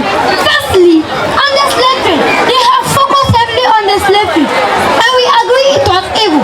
But we remind this house that the slave trade was eventually abolished, and it was abolished by Europeans. Furthermore, the slave trade could not have happened without the African collaborators. We were not just victims, we were participants. To blame only Europe is to absorb our own ancestors in their role. In this tragedy, we must have the courage to acknowledge the full truth. Lastly, ladies and gentlemen, culture destruction. They argue that we lost our culture, but it's our culture lost. Look around you. We wake and take a look at every important ceremony. We speak our local languages at home. We perform our traditional dances at festivals. Our chieftaincy institution is so strong. Our culture did not die. It adapted. It absorbed new influences and became richer. A culture that cannot adapt is a dead culture. Always adapted and survived. Now, let me briefly recap the positive legacy that my son has established. First, education. We have literacy. We have universities. We have a class of professionals in this country. This is a gift. Secondly, Mr. Chairman, medicines. We have persons. We have hospitals. We have a moral framework that guides our society. This is a gift. Mr. Chairman, my opponents have argued that because the Europeans did not intend to give us those gifts, they do not count. They say the good was accidental, so it doesn't matter. But Mr. Chairman, does the intention of the giver determine the value of the gifts? If a man gives you 1,000 cedis by accident, does it spend you any less? If a builder accidentally builds you a strong house, does it protect you any less from the rain? The good is real, regardless of intent. The hospital rail us, regardless of why they were built. The school teach us, regardless of why they were open. The first sustained us, regardless of how it arrived. Mr. Chairman, my opponents have painted a picture of a continent in chains, forever victimized by a cruel Europe. We have painted a picture of a people who, despite suffering, have risen to build a nation. Which picture is true? Both are true. But the question before us is whether there was some. The question before us is whether they have outweighed the good. And we say it did not. The good is too great, too lasting, too woven into the fibers of our national life. The good is in our hospitals, our schools. The good is in our ability to speak a global language that connects us to the world. The good is in our faith, which gives us hope in times of trouble. The harm is real, but it is in the past. The good is with us all. I ask you, Mr. Chairman, to look at the Ghana of today. Look at our growing economics. Look at our place in the world. And then ask yourselves, will we be here without the European presence? Will we be this nation without that history? The answer is no. The European presence for all its flaws. Give us the tools to build a modern Ghana. We have taken those tools. We have built with them. And we are still building.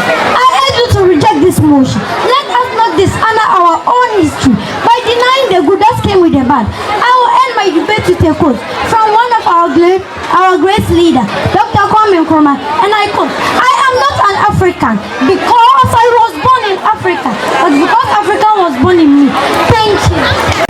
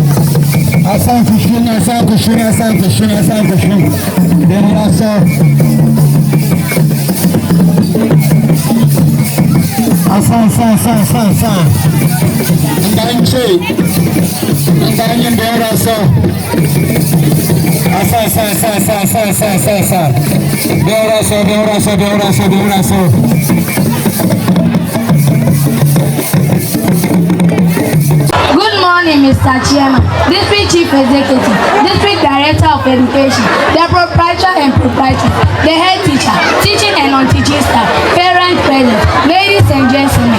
I am the person of Ibrahim Marisha. Today, I stand before you to speak on a topic that plays a vital role in shaping our lives and future: education. Education is mostly referred to as the key to success, and that is true for many reasons. Education is simply not about attending school, reading textbooks and passing examination. It is a lifelong process of learning which helps us gain knowledge, build character, develop skills, and make us responsible members of our society. From the moment we are born, we begin to learn from our parents, our teachers, our surroundings, and our experiences. However, formal education provides a structured way of acquiring knowledge and building ourselves towards challenges of life.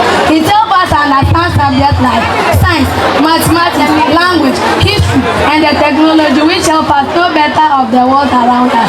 One of the greatest benefits of education is that it empowers individuals. An educated person is well equipped to make informed decisions, solve problems, and take advantages of opportunities. It opens doors for careers and professions which help improve the quality of life of individuals. At the same time, parents, teachers, and the communities all have a role in supporting education, regardless of their background and circumstances. In conclusion, education is the foundation upon which successful individuals and prosperous nations are built. It shapes our mind, strengthens our character, and makes us responsible members of our society. Let us value education, embrace learning, and use our knowledge to make a positive difference in the world around us. As the great leader Nelson Mandela once said, education is the most powerful weapon you can use to change the world. Thank you all for your kind attention. May we all continue to learn, grow, and strive for excellence. Good morning, Mr. Chairman, District Chief Executive, District Director of Education, Proprietor and Proprietress, the Headmaster, both teaching and non-teaching staff, dear parents, fellow students of academia, ladies and gentlemen. I am the person of Kamilu Sumaya. It is a great privilege and honor for me today to stand before you to speak on a topic that is very important to the future of our girls in the society: girl-child education. Education is the key to success and the foundation of a better society. It gives girls knowledge, skills, and confidence to improve in their lives and contribute positively to their education. Every girl deserves the right to receive a quality education. Unfortunately, in many parts of the world, millions of girls are still denied this basic right due to poverty, cultural beliefs, gender discrimination, child labor, and early marriage. Every girl child is a vulnerable member of a society. She is a future mother, teacher, doctor, engineer, scientist, leader, and nation builder. When we educate a girl, we are not only changing her, but also improving the lives of a family and future generation. There is a popular saying that goes, when we educate a man, we educate an individual, but when we educate a woman, we educate a whole nation. that education has far-reaching benefits in the society. Education empowers us to understand our rights and responsibilities. It helps us become critical thinking in the future. In conclusion, let us all remember that every girl has the right to learn, dream and achieve all her potential, and ensure that no girl is left behind. Thank you all for your kind attention, and may we all live long.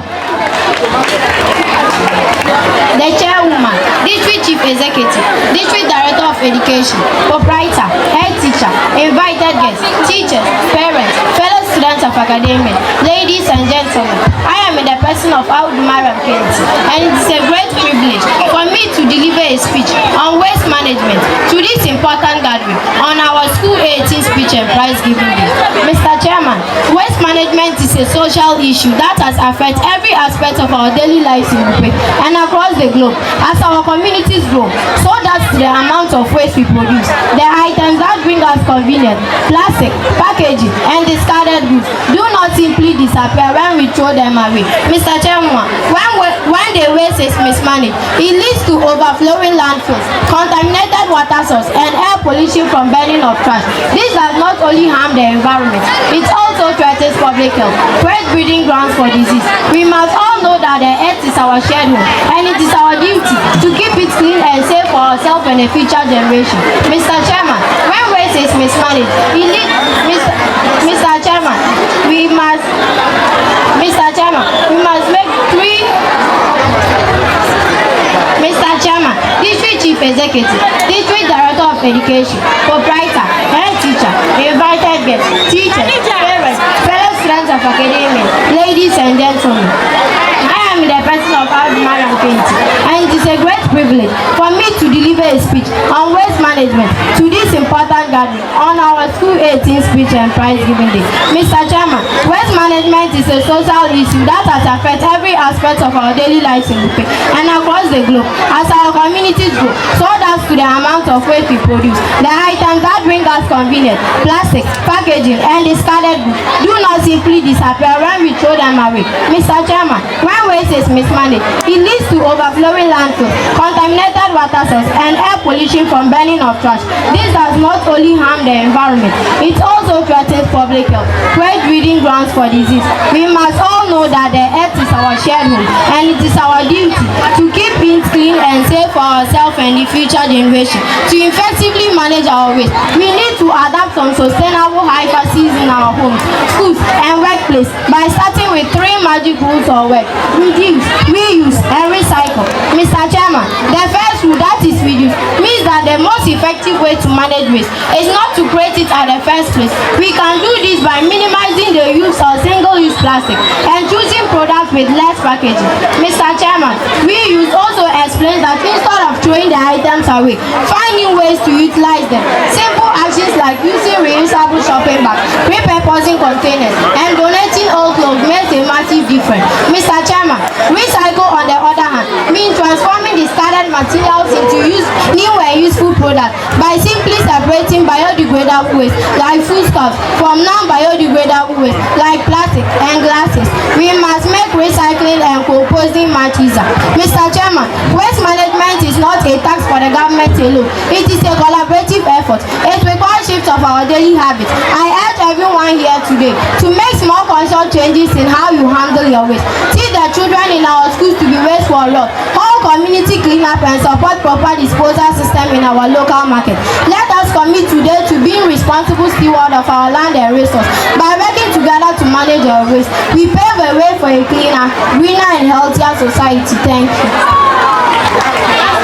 Good afternoon, the chair, distinguished invited guests, district director of education, proprietor and proprietress, the headmaster, ladies and gentlemen. Hussein Farida is my name, and I am highly honored to be called upon to deliver a speech on illegal mining, also known as Galamsey, on the 18th speech and prize giving day of our esteemed Rock Foundation Academy.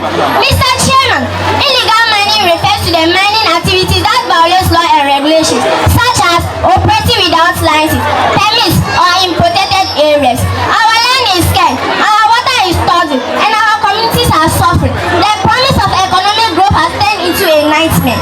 Mr. Chairman, the economic Economic cost is staging, lost revenue, lost livelihoods, communities are displaced, families are torn apart, and lives are lost. The social impact is devastating. Mr. Chairman, children are dropped out of school to work in mines. Women are suffering for reproductive health due to mercury poison in water bodies. Our youths are being expected working in hazardous conditions for nuclear waste. However, illegal mining is a complex issue with many stakeholders involved. It's a web of corruption, greed, and poverty, but we must acknowledge it as a problem that requires collective solutions to it. Mr. Chairman, we need government, civil society, traditional leaders, and individuals to come together to tackle the menace. We must say enough is enough. We must demand accountability from our leaders and actions from our authorities. Let's join forces to create a Ghana where our natural resources benefit all, not just a select few. Let's build a sustainable future for ourselves and generations to come. The fight against illegal mining is a fight for our future. In conclusion, Mr. Chairman, District Chief Executive, District Director of Education, the Headmaster, distinguished invited guests, parents present, fellow students of academia, ladies and gentlemen, let's come together as Ghanaians to protect our land, our water and our people. Thank you. Thank you so much. Proprietor and proprietress, head teacher, teaching and non-teaching staff, dear parents, fellow students of academia, ladies and gentlemen. Louisa Adjoa Ejewa Eje is my name, and I am highly honored to stand before you today to deliver a speech on one problem we are facing in our communities. Imagine being just 15 to 16 years old, a time where your biggest worry should be passing exams, playing with friends, and dreaming about your future career. Now, imagine having that future being abruptly paused or fundamentally altered by an unplanned pregnancy. Today, I want to talk about the reality that affects many young girls in our community, our country, and across the globe: teenage pregnancy. Teenage pregnancy isn't just about a baby. It is about dreams put on hold, immense emotional stress, and loss of opportunities. When a child gets pregnant, she is often forced to drop out of school, cutting her education short. This drastically limits her future potential and traps many in a lifelong cycle of poverty. Beyond the economic and educational impact, the health consequences are severe because bodies of young teenagers are still developing. Both mother and child may face higher risk of complications, malnutrition, and mortality. Why does this happen? Teenage pregnancy is the result of a single mistake. It often stems out from the lack of proper information about sexual and reproductive health, inadequate access to youth-friendly health services, peer pressure, or sometimes even sexual violence or forced marriage. We must also recognize that this is not a burden for young girls to carry alone. Both boys and girls must be held accountable. Society must also step up to guide them. The good news is that teenage pregnancy is entirely preventable. How do we turn the tide? It starts with 3 key pillars. 1. Education. We need to provide our youth with comprehensive sexuality education so they understand the consequences of early sexual intercourse. Knowledge is power. 2. Open communication. Parents, teachers, and community leaders must break the silence. We need to create a safe environment for teenagers to feel comfortable, asking questions about their bodies and relationships without fear of stigma or judgment. 3. Empowerment and support. We need to encourage our teenagers to focus on their aims and ambitions. Furthermore, for those who unfortunately find themselves facing early pregnancy, we need to provide them with guidance and support rather than judgment. They need to know that their lives are not over yet. With the right resources, they can adapt and succeed. Teenage pregnancy is a serious issue that affects us all: the young mother, her child, and the future of our nation. We need to work together to make informed decisions. We need to work together to educate, protect, and support our youth to make informed decisions, achieve their goals, and become better persons in future. Thank you. New students. Yes. New students. There's a 3A. Gilbert Boatin Nsua. Gilbert Boatin Nsua. New students. Thank you.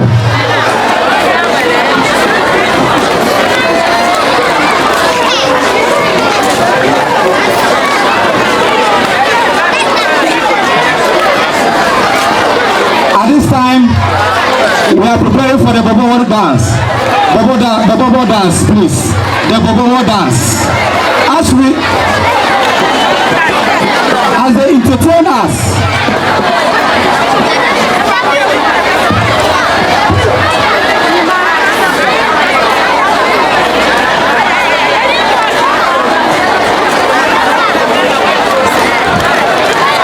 100 cities, Bassett 10. Mr. Cisco, I'm the PTA chairman. I signed 100 cities. Mr. Lamini Suleimana, Mother signed 100 cities. Mr. Ankolano, Asano, Mandura, Basani 100. Honorable Salia, former DC, I signed 200 cities. Mr. Ankolano Sobomo, Mr. Ankolano Sobomo, 100 cities. Bawura Sika, Honorable Chief Mandela, Mr. Chairman, and the Churfo, Mr. Lamin, and the Chur, 100 cities. 100 cities, that's it. Basikubi.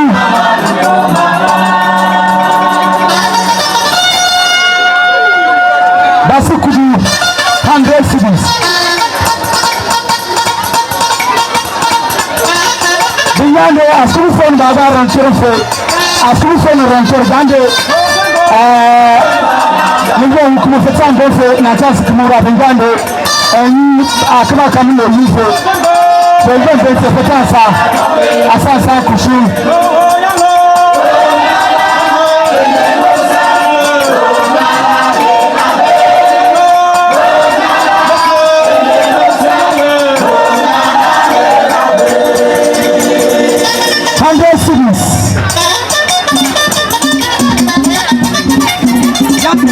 Yato.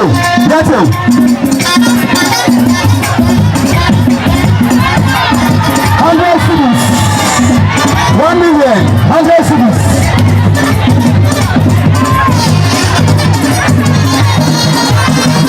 Anusa 50. Anusa 50 cities. Anusa 50 cities. 50.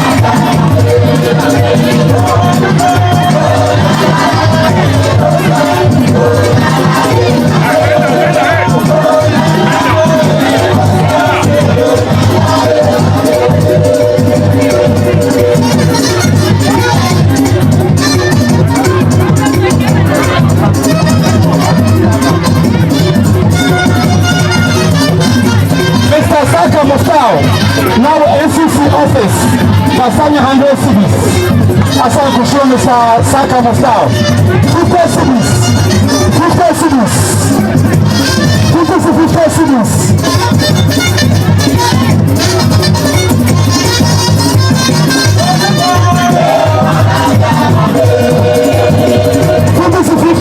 Asan Kusho, we can also do 50 cities.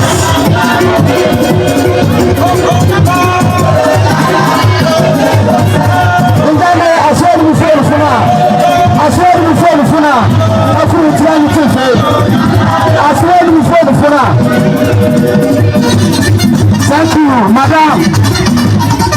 Madam, you understand 50 cities. Madam, 50 cities. Madam, Asan Kusho, 50 cities. 50 cities. 50 cities.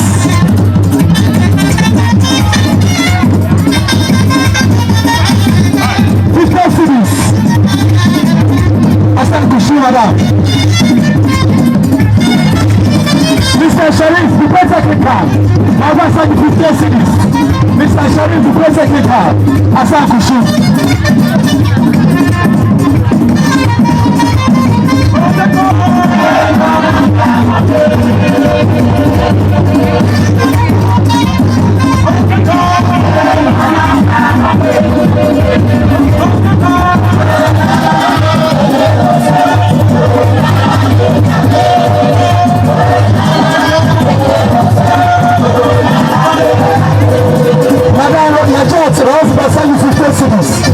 Madam Najat Raouf, Basali 50 cities. Asan Kusho.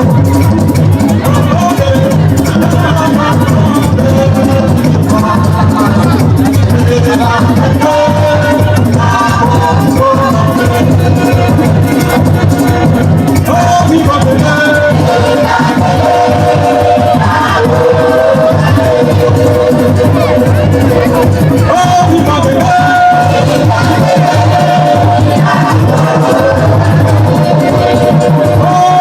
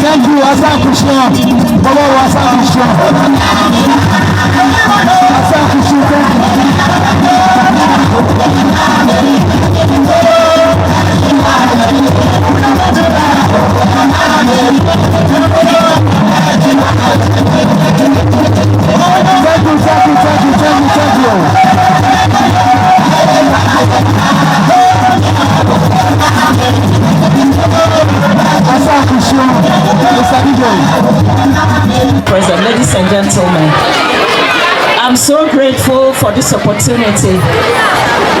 I thought I was just coming to see something very simple, but I am amazed. I'm amazed at what I've seen. Buipe is full of good things.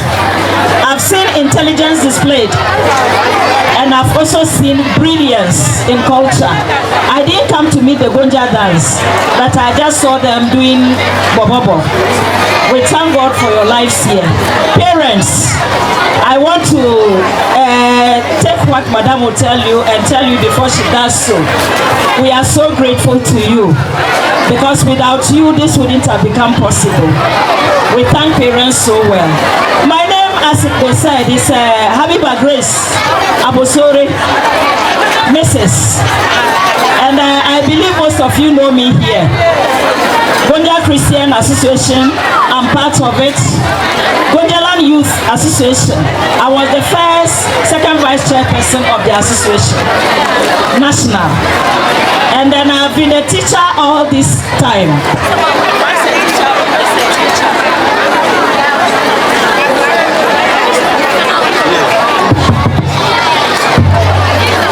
It's on. Once a teacher, always a teacher. I know that some seated here were my students once upon a time. So many know me, but many don't know me. I'm a friend to Rock Foundation. The very first day I stepped foot to this school, then I knew that there were good things here. And so, to cut a very long story short, I'm an educationist. I'm a teacher, as I have said. I have taught in various schools. I have headed secondary schools all over. Tuna Secondary, I was headmistress. Bimbila Secondary, I became Deputy Director of Education, Tamale. Then I was sent to Salaga Secondary. I retired at Salaga Secondary. But as you can see, I am not tired. Am I? I am not. And so I want to go into doing something that at least will keep me active. And because I am an educationist, I decided to veer into educational related business. And that has to do with anything education and anything entertaining. I deal in that. The company I deal with is called Yashak Enterprise. They are based in Accra. And if you want anything education, educational entertainment, cultural activities, career day, mimicking the various careers, they do all that. They are the best dealers in that. For those of you who have been watching Bambini Show, they are the sponsors of Bambini Show. And so I also decided to do very little for the school. A few parents asked for costumes to honor their children on this day, for what we just saw. And they didn't know it all.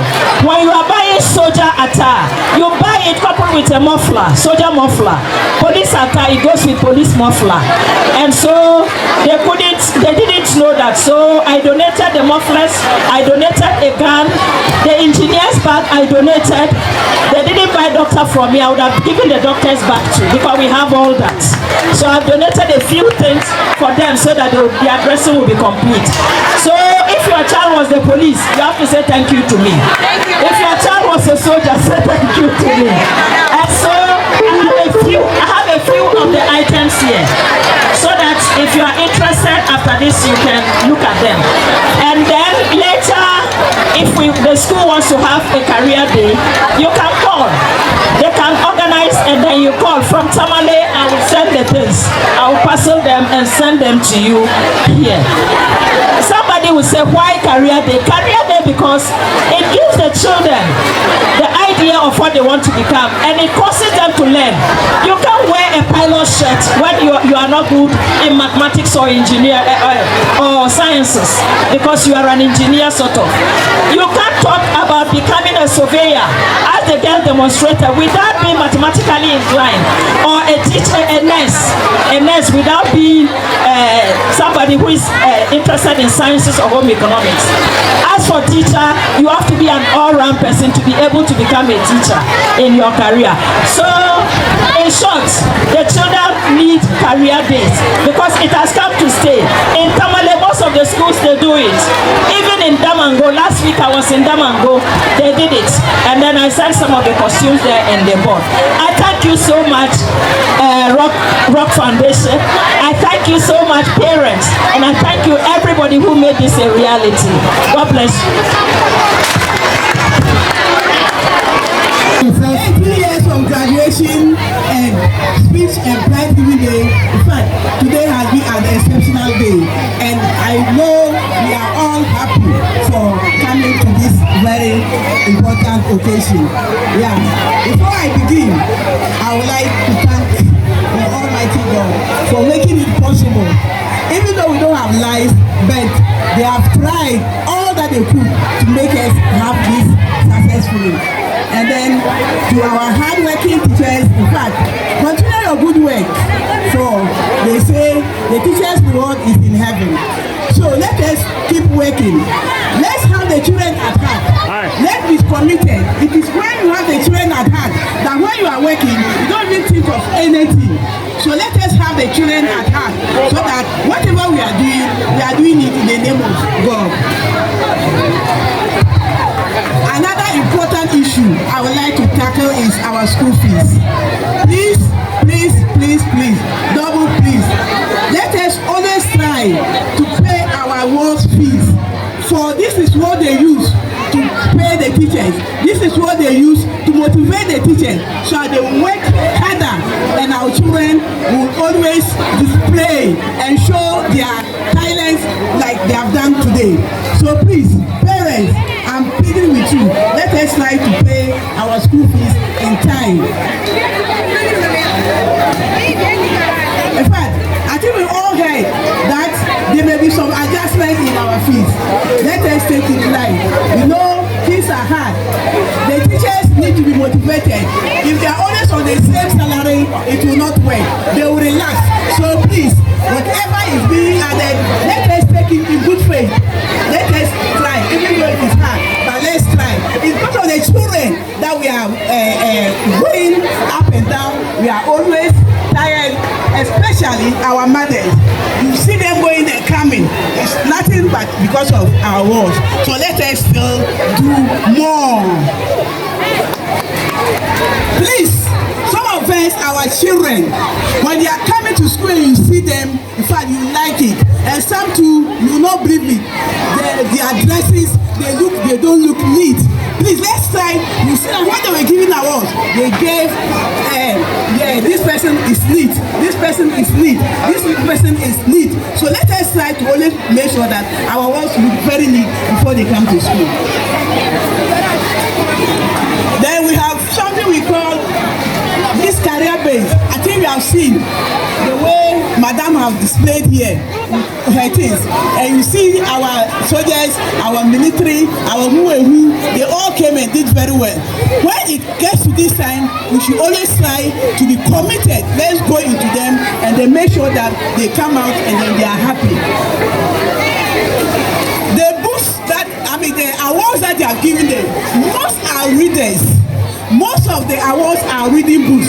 Please, don't let our children remain outside. Anytime they are, I will tell them the book you are giving, the prize you are giving, go and take it and read. Let them read, especially my girls. My girls, please, let us pay very good attention to the girls, especially the JHS girls. My girls, they are very, very, very, very good. And no man, there's no man who can use Indomie to post any of my girls in the JHS. And if they are here, they will testify.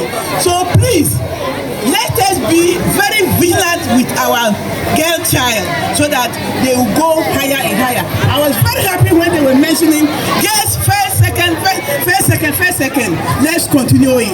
And then parents, let us be on our children. And then the last thing I would like, the last but not the least that I would like to talk on is a parent brought a bouquet to a ward. Please, we shouldn't encourage this. A bouquet is a flower decorated, money inside. You come and give it to the child in front of the rest. It's not every parent that can get this. Let us discourage it, please. It is not a good habit. So that whatever we get and we come and give, everybody gives, that is all. But decorating a flower, putting money inside, it's just like parents going to give iPhone to students, cars to students. Please, we are discouraging it. It's not the best. And my last is that Mr. Mohammed, our one of our hardworking teachers, who is always at the entrance picking money, has lost a mother, and he has been buried yesterday. May God have mercy on her. So please, this is my small speech I have for you. Let us try to make next year. Let's get preparing now towards next year. So our next year's one will be more than what we have seen today. Thank you very much. Thank you very much, Madam Chair. Umbo dawle ne an kwasafo ani mana ko kasma na kan ntiso se monti ne de medi bintin wura na faboro komoto kapara ne kan fasa ne kushe nkolka na fa chanye ten jon kurani ne kese wura ko ke bafule ani sana churofo kolba kama ne bata bomben bene ne bombe lem de komoso ye du mo shombe fe fa dawla na fa na ni na fa ani kolfa na fa sa kama na befi ana la na kama na bo fa no kanana foba mbra kama na andisa na yirda fofone atuma mechi ke wura ta yo yanyi pirako anyi kini pirako ke shi yesu bakatreto nka ko fofone faka yirwishi na faka de filibin shira wani ke so shi amin pi yesu bakatreso amen.